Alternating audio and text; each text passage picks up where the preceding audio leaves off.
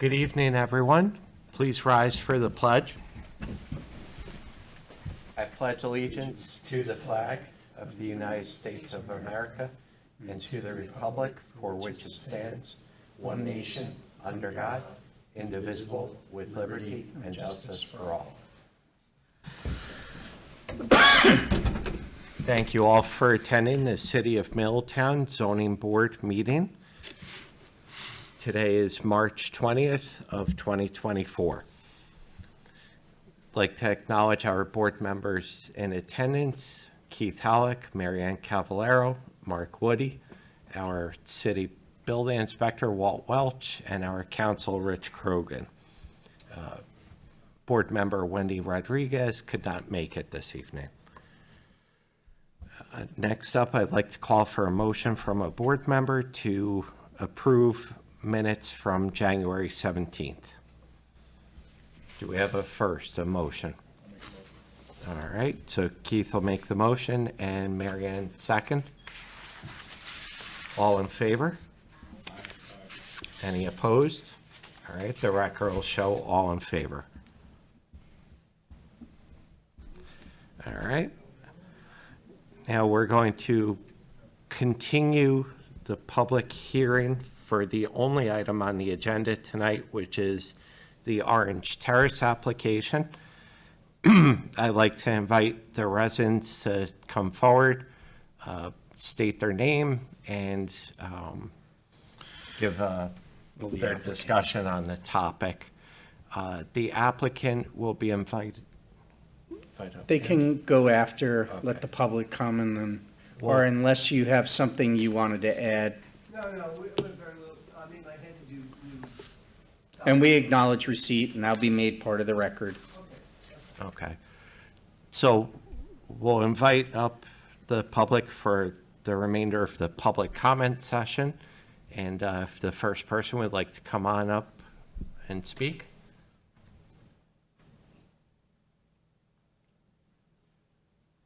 Pete Broker. I live on 25 Orange Terrace, and I don't really know what this meeting is all about. Do we have a new proposal or what? So tonight is a continuation of the public hearing for an eventual vote on a resolution regarding the application. 4-lot subdivision. That was the proposal that the applicant had made back in January when the public hearing was opened. Well, back in January, the road was 25 feet wide instead of 30. We also did not have a turnaround, a hammerhead, like the fire department wanted. Plus, I think we had a 50-foot lot in this whole thing, which is not a building. Well, they have 4 lots that are evenly divided at 72.3 feet each lot. So they're requesting a 2.9-foot variance for each lot. You're going to do it for one, you're going to have to do it for others. The rule is 75 feet. You have Clinton Street only about 100 feet away with, I think, about 18 50-foot lots. If you do it for these folks, you're going to have to make an adjustments for those folks. We will take each application based upon its individual merits and weigh them appropriately. Well, just to let you know, we're against it. The neighborhood is against it. 3 houses would be nice there. And like I said, there's other issues that you got to deal with. Okay, thank you for your comment. Anyone else?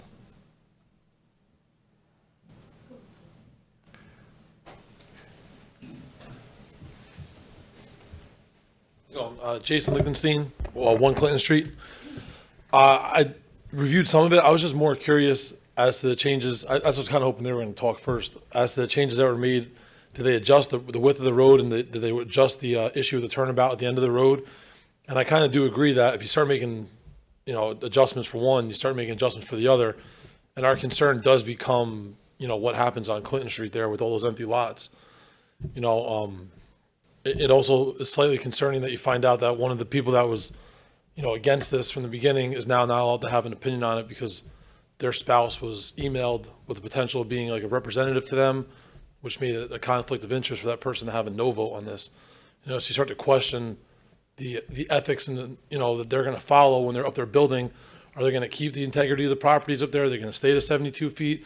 Are they going to adhere to what they said they were going to do with the road width, with the turnabout? Because there's already been conflict with the road width and the turnabout up there.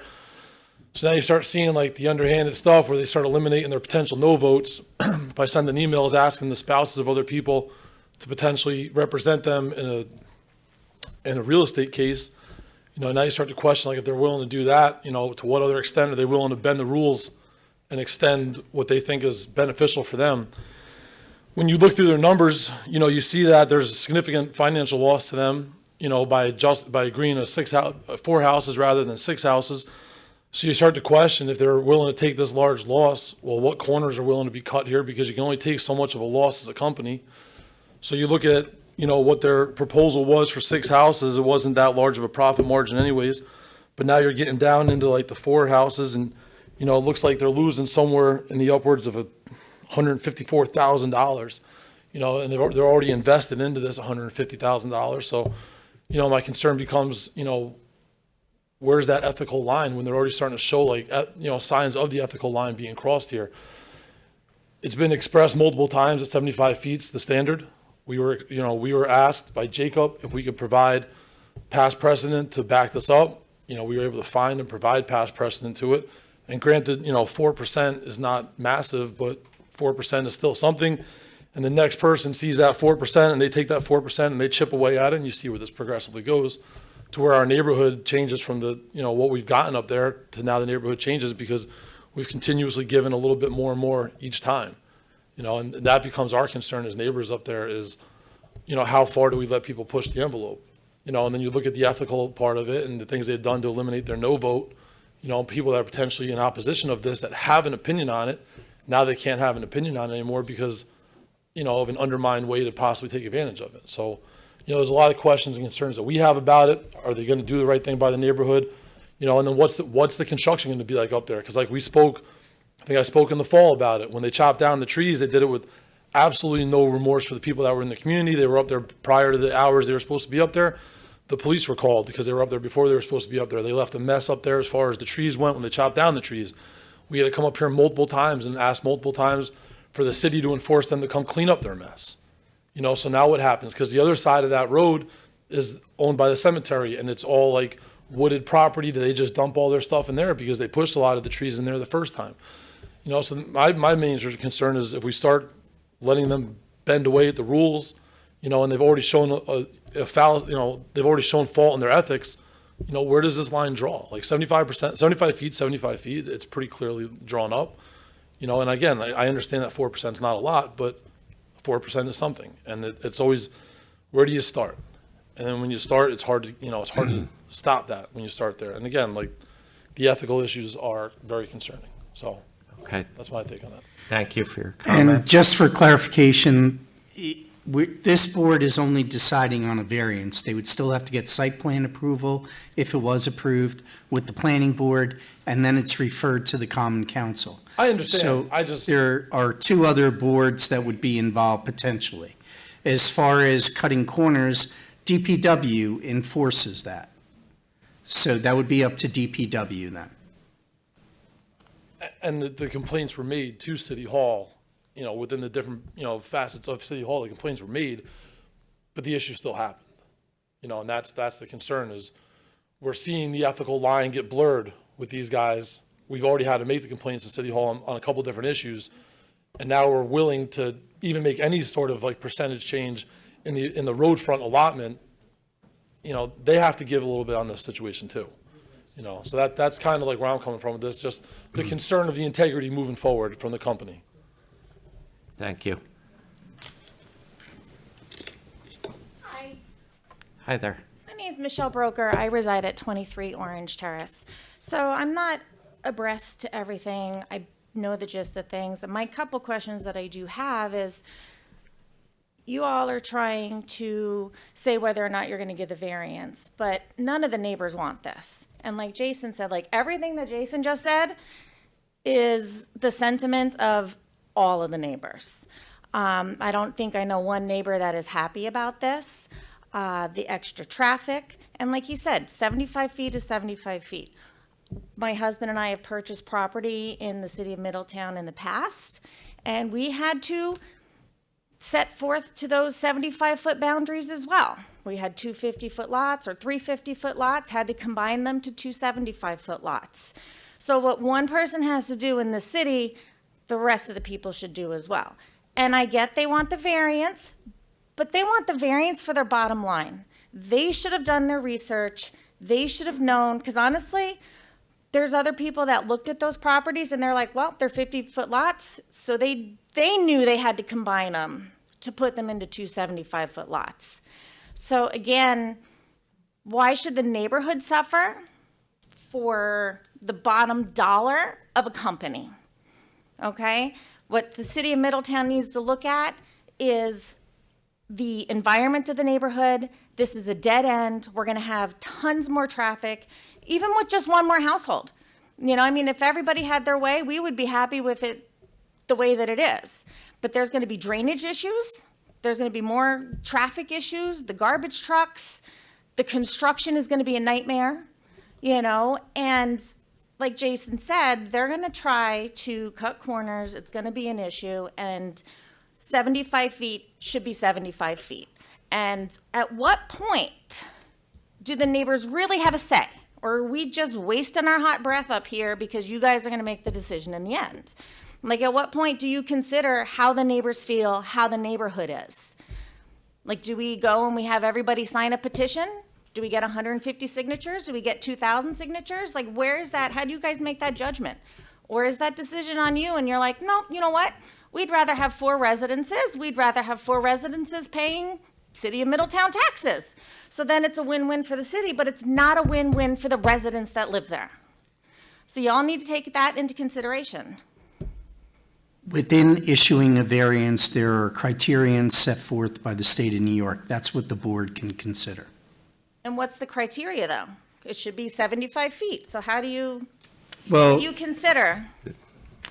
Do we not have a say? I mean, literally, are we just wasting our time and you guys are going to make your decision on what you want? the based on balancing criteria? test is to be considered in determining the benefit to the applicant in granting the variance is outweighed by the detriment to the health, safety, and welfare of the neighborhood or community by such grant. First factor is whether an undesirable change will be produced in the character of the neighborhood or a detriment to nearby properties created by granting the area variance. Whether the benefits sought by the applicant can be achieved by some other feasible means. Whether the requested area variance is substantial. Whether the proposed variance will have an adverse effect or impact on the physical or environmental conditions in the neighborhood or district. Whether the alleged difficulty was self-created, which consideration shall be relevant to the decision of the Board of Appeals, but not necessarily preclude the granting of an area variance. So those are the factors. They were Okay. up on the website as well. Okay, so in my opinion, it definitely meets a few of those as far as creating issues in the neighborhood, making bad impacts in the neighborhood, and also the fact that whoever purchased this should have done their research and realized that you can't buy all of these 50-foot lots and build on every single 50-foot lot. So like I said, as far as I'm concerned, this person's in it for their money, and I get that.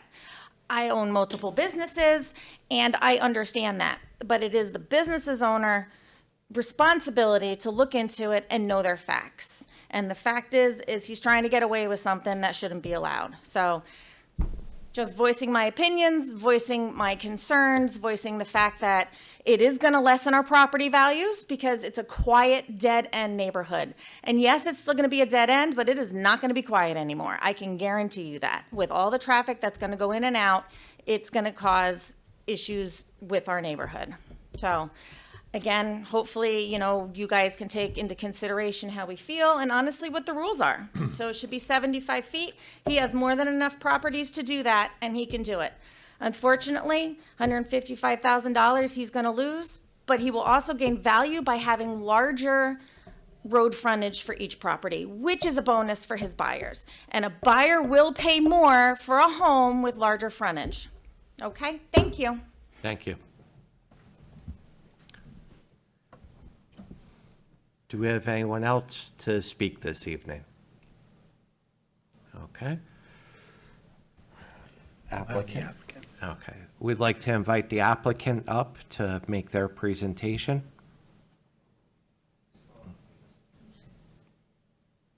If you could, please introduce yourselves. And for any of you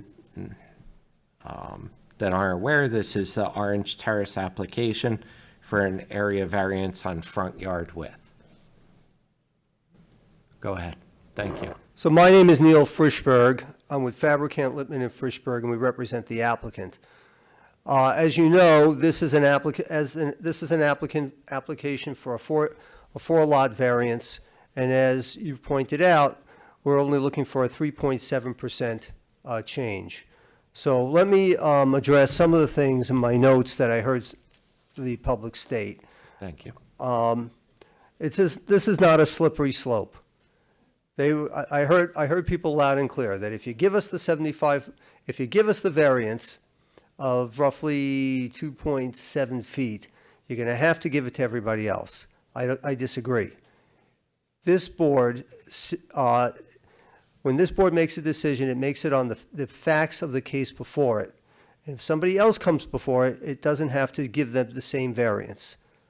So I would respectfully submit, and to the extent that the public is concerned that the next person who comes by is going to be entitled to the variance, I disagree. There was an allegation about an email to a member of this board. I know nothing about it. I can tell you we didn't send any emails. I know Al Fusco didn't send any emails, and we have no idea what the public is concerned about. We've done nothing untoward regarding this. We are not bending the rules. In fact, our client was concerned about the quality of the construction. It was concerned about the quality of construction. It's in my client's best interest to build a quality home so he can sell it. There was concerned about traffic. Mr. Fusco will address traffic a little more, but we did review the concerns of the city engineer, and Mr. Fusco has addressed the traffic issues, but really, and with due respect to the public, we're talking about one house, maybe two cars. So I have to respectfully disagree with the concerns of the public. I get it.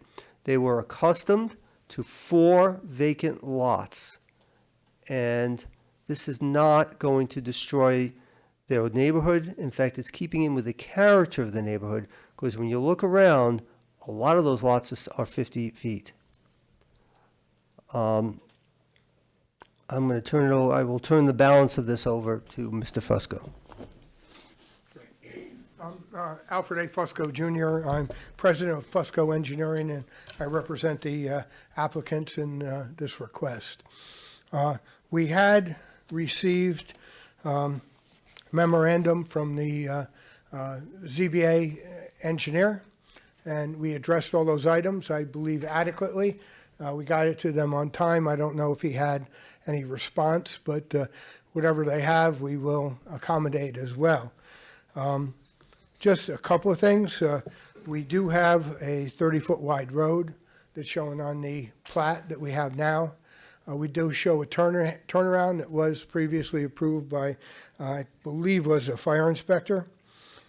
We had received a review of a 4-lot subdivision before, and a 6-lot with the way the sewer and water is, that was approved by DPW at one point. Obviously, that was some time ago. We've had a lot of other requests for changes thus far. One of the things that I can go through all of them if you wish, but just a couple of items, is the retaining walls. We are going to take out individual permits for retaining walls. They are not going to have geogrid. They're going to be different type of construction. They will be signed by a PE. They will be submitted to the building department for their review, each individual retaining wall, as well as the buildings, of course. The limit of Disturbance has been agreed by us and the ZBA attorney at 0.9, so it's under the 1 acre, so a SWIP isn't required. However, we have done an analysis of the discharge, both what's coming down and what's going to be happening after the buildings are built and the driveways are paved.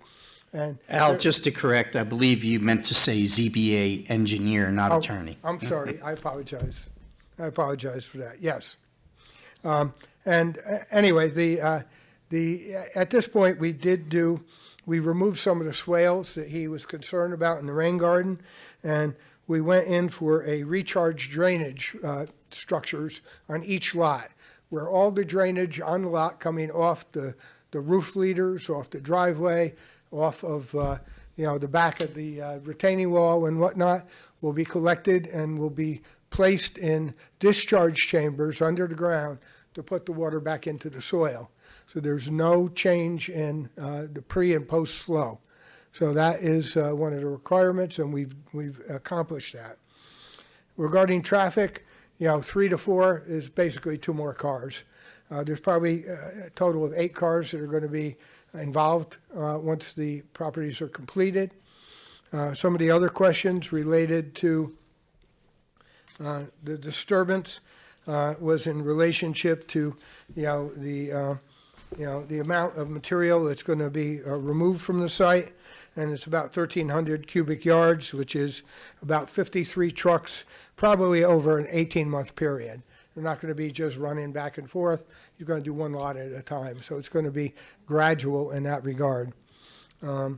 We have answered all of the questions in relationship to the roadside ditches, everything else that the ZBA engineer requested, and we're available for any questions any of you may have. Al, I have 2 questions for you. The public was concerned about the road width. Is that consistent with what's up there? You had mentioned 30 feet. It's actually a little wider, but we're doing 30 foot, so it's wider than the existing road. Okay, and the turnaround? And the turnaround is on the end, and it's suitable for a turnaround for the garbage trucks. The great big fire truck, they're going to back down. But that's the best we could do with it. And it's a turnaround for vehicles more than anything. Obviously, God forbid, there's a fire up in that area. You're going to have 3 or possibly 4 fire trucks and all these other ones around. Nobody's going to turn around. They're going to back down slightly into the next turn and back away. And you've discussed this with the fire inspector, Mr. Theron Atkins, and that's what he suggested? We have a letter in the file. I believe you have it somewhere that they found it acceptable. And, I was in charge of all 7 fire companies for 25 years. I was at every second-degree fire that there was in the city of Middletown for 25 years, and I know my way around that, and I don't see any issues with firematics. Thank you. Do you have any further comments? I don't. Okay. Do any of the board members have any questions of the applicant?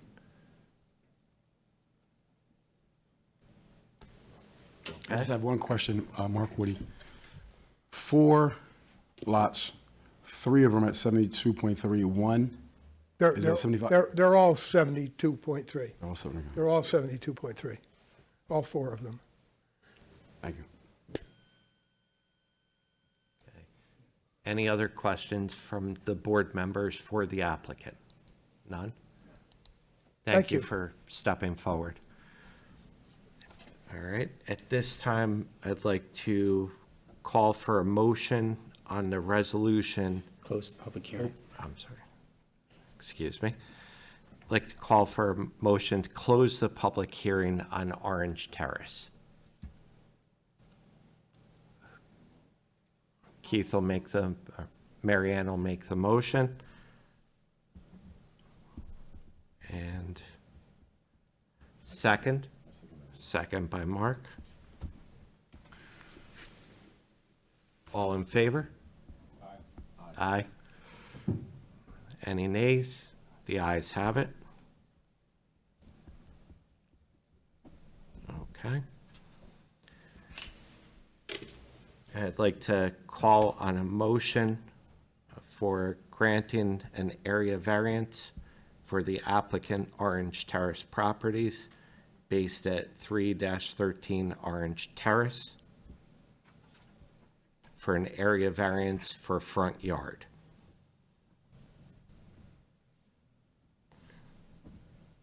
So it would be four, variance?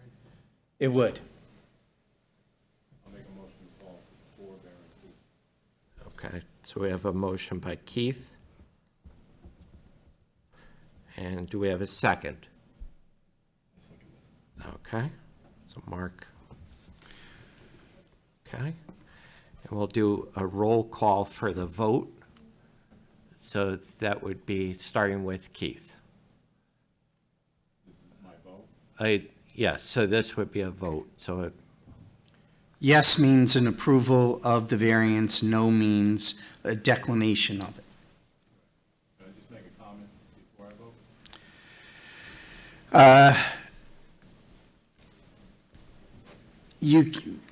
Yes. All right, I'm going to vote yay, and I'm going to give a reason why, because I believe that the applicant met the five considerations that we have to consider, and has tried to meet the public's concerns as much as possible. okay. And next up is Mary Ann.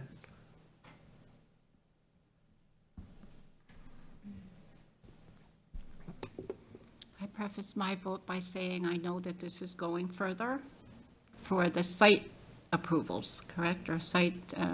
Site plan approval going to the planning board. Planning board, it's going to the planning board, and it's also going to common council. Legally, because they met the five legal processes that he mentioned, I have to vote yay. Next up, Mark Woody. I also want to preface my comment with this. We stood in front of the flag today, and everybody, you know,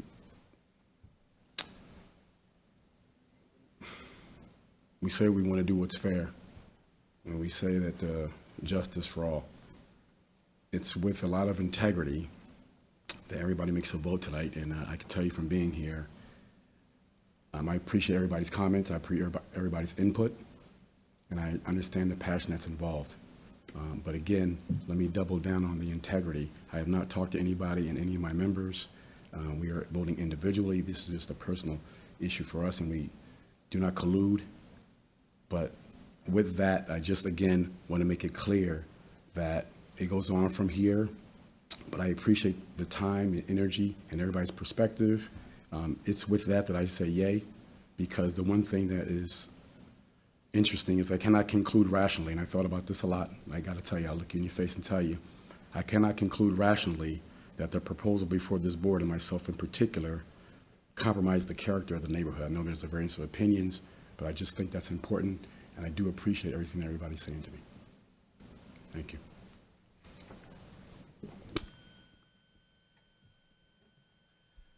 Okay, I vote aye in favor of the proposed resolution. The yeas carry, resolution passed. Okay, and that's all for this evening. Our next board meeting would be published on the website of City of Middletown.